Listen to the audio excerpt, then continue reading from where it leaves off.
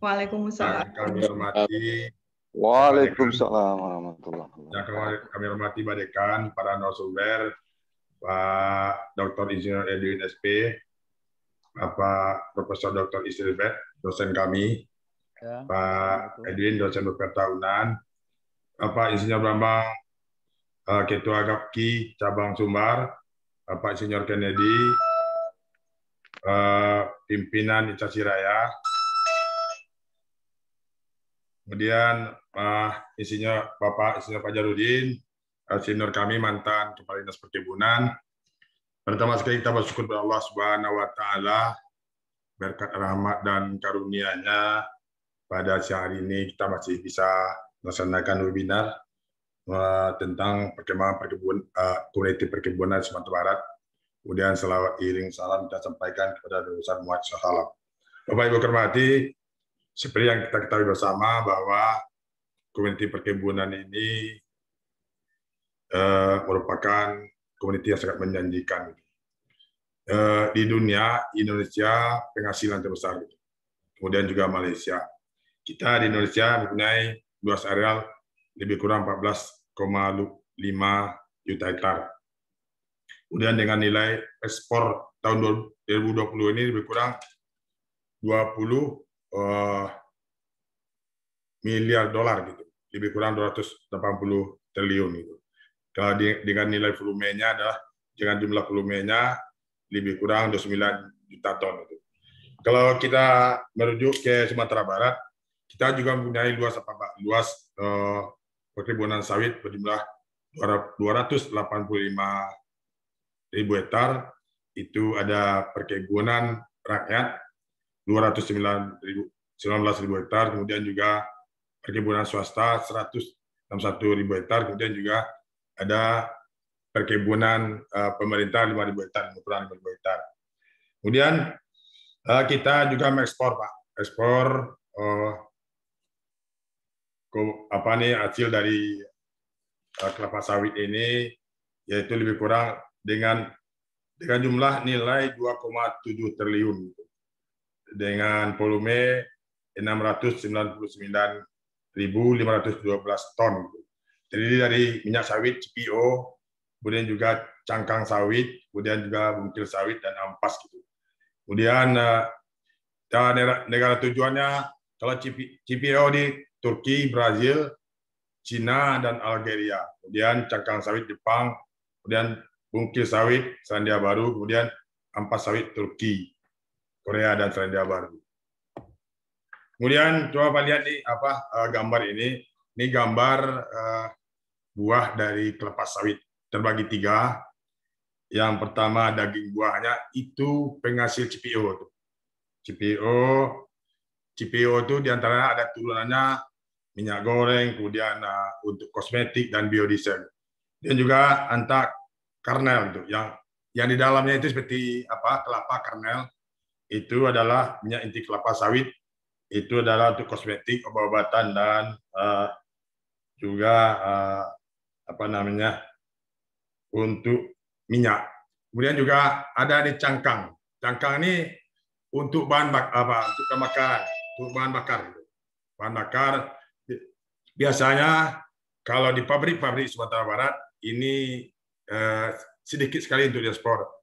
Dipergunakan untuk bahan bakar pabrik itu sendiri. Ini kira-kira produktivitas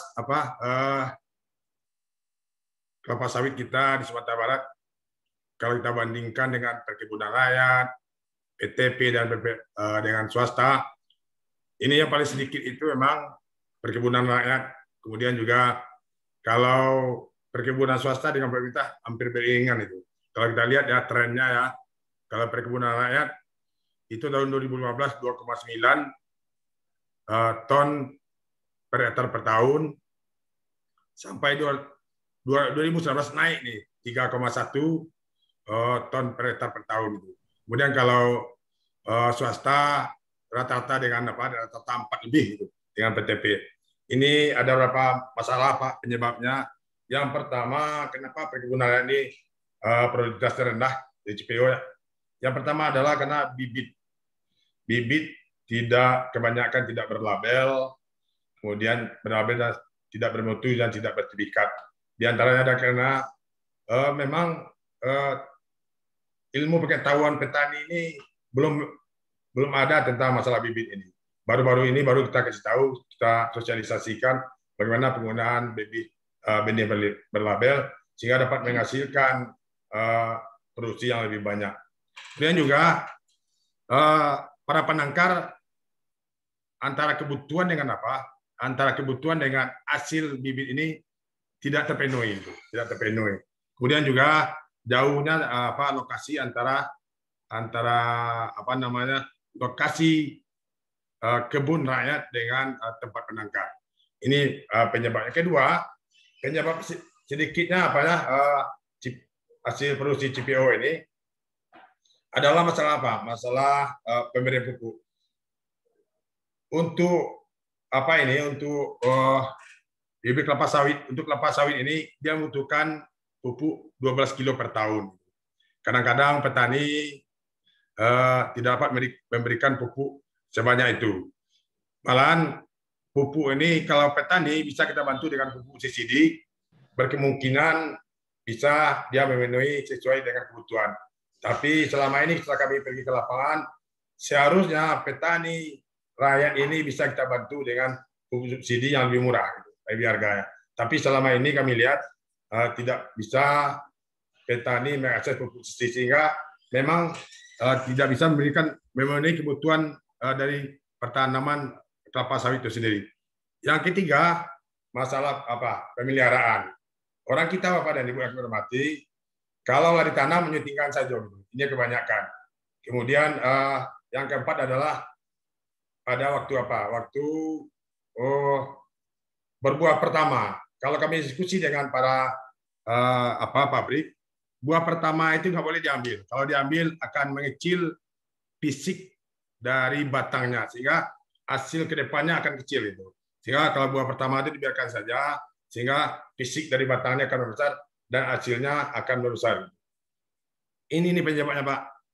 Di antara kenapa hasil dari produksi kebun rakyat ini sedikit itu, lebih kecil itu.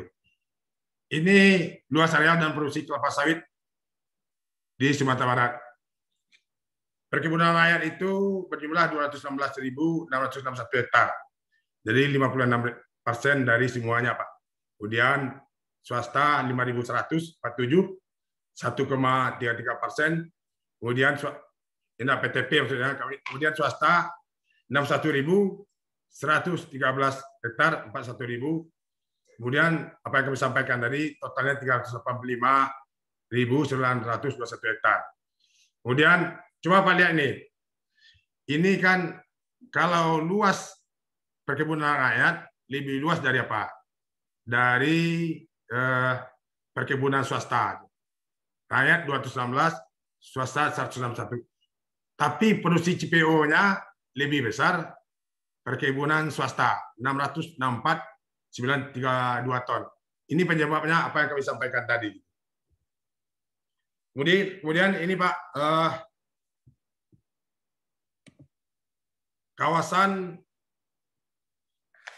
sawit di Sumatera Barat. Di Pasaman ada di 262, kemudian Kecamatan Pasaman, kemudian Sasak, Ranah Pasisir, Gunung Tuleh, Sungai Awu. Kemudian Damasraya, Sungai Rumbai, Kota Baru, kemudian Agam, Tanjung Mutiara, Patnagari, Lubuk Basuang.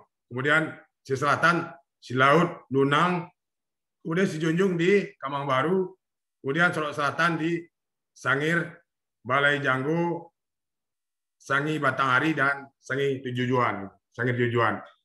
Ini perkembangan harga Pak selama tahun 2020. Jadi cukup bagus harganya jika dibandingkan tahun sebelumnya. Kalau awal tahun 2020 1.600, kemudian sampai akhir tahun 2.200.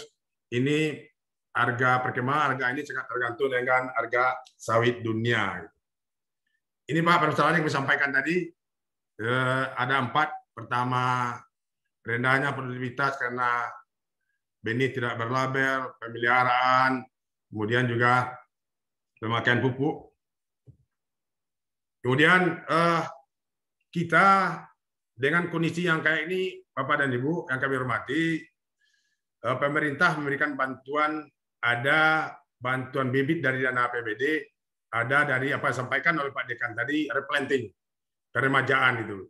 Jadi dengan kalau seandainya dengan kriteria, kalau memang tanaman sudah tua, produktivitasnya rendah, umurnya sudah melewati 25 tahun, kemudian badan fisiknya tidak kokoh lagi, kemudian kerapatannya hanya 80 pohon per hektar, harusnya 135, tanaman tinggi, sulit dipanen, tanaman sudah tua, kemudian tinggi tanaman besar dari 12 meter, efektivitas panen rendah, bibitnya hitam, maksudnya tidak bisa ditelusuri mana asal bibitnya, kemudian pertumbuhannya tidak jagur, bibitnya tidak unggul, kemudian produksinya kurang dari 10 ton per tahun. Ini tujuan peremajaan Bapak dan Ibu adalah yang pertama memperoleh performa atau keragaman tanaman TBT dan TM yang baik. Kemudian memperbaiki kerapatan tanam yang menguntungkan secara ekonomi. Kemudian mengganti bahan tanaman non unggul dengan unggul. Kemudian memperbaiki produktivitas kelapa sawit. Ini kriteria peremajaan tanam kelapa sawit. Jadi yang pertama kriteria teknis, TBT dan tanaman di atas 25 tahun. Produktivitas paling tinggi 10 ton. Kemudian minimal berumur 7 tahun, berasal dari benih ilegitim gitu. Kemudian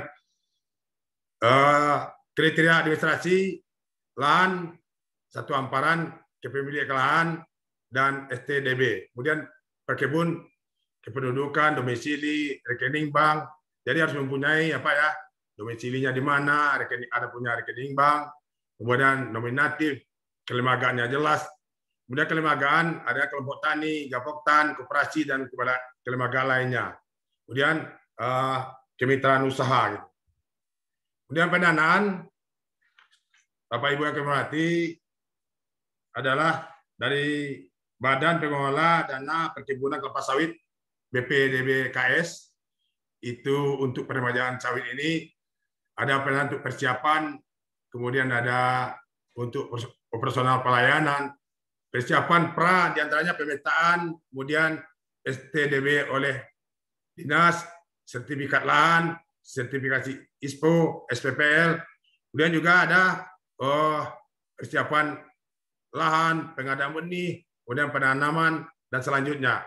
Dan juga ada dana untuk personal, gitu, seperti ATK semacamnya. Nah, Bapak Ibu akan hormati, ini yang paling penting nih, komponen yang dibayar dari BPDPKS itu adalah persiapan lahan, pengadaan benih. Yang paling penting itu adalah pengadaan benih yang apa, yang berlabel, yang bermutu gitu. Kemudian penanaman, pemeliharaan, kegiatan pendukung dan keberhasilan peremajaan. Tapi kadang-kadang Bapak dan Ibu, ada juga para petani mengusulkan tidak memasukkan item benih ini, sehingga kami tolak itu, karena pada prinsipnya benih ini dapat meningkatkan 30% produksi gitu. Jadi apa yang kami sampaikan ini mudah-mudahan nanti menjadi apa kita bersama itu. Kemudian perkebunan rakyat kelapa sawit tahun 2020. Ini Bapak dan Ibu, dari 216.000 tadi ada perkebunan rakyat ini yang sudah tua, lebih kurang 90.660 hektar itu. Yaitu perkebunan swadaya seluas 31.598 hektar, kemudian perkebunan plasma seluas 60.812 hektar. Ini sasaran kita Bapak dan Ibu. Sasaran kita untuk replanting ini. Tapi namun demikian dari target kita selama ini, target kita rata-rata 10.600. Tapi yang terrealisasi itu cuma 3.000-an. Ini sudah 3 tahun berjalan Bapak Ibu. Mulai dari tahun 2018, 19, 20 tidak tercapai targetnya. Ini rezim luas kebun yang sudah diajukan. Nah, ini. Kemudian Bapak dan Ibu, ini juga ada bantuan apa? Di samping bantuan replanting juga ada bantuan dari dana APBD, bantuan benih ini dari tahun 2018, 2019, 2020, 2021. Jadi juga dana APBD dari dana Pokir juga banyak bantuan benih. Ini juga Bapak dan Ibu nilai nilai bantuan dananya dari tahun 2018 sampai tahun 2020 hanya 199 miliar gitu, lebih kurang. Ini Bapak Ibu yang dapat kami sampaikan, mudah-mudahan jadi bahan diskusi untuk kita semua nantinya. Terima kasih. Assalamualaikum warahmatullahi wabarakatuh. Waalaikumsalam warahmatullahi wabarakatuh. Terima kasih Pak Safrizal atas paparannya. Tadi kita sudah dengarkan bahwa Pak Safrizal memaparkan mulai dari permasalahan pengembangan sawit, sehingga tujuan peremajaan dilakukan sampai pendanaan yang disiapkan oleh pihak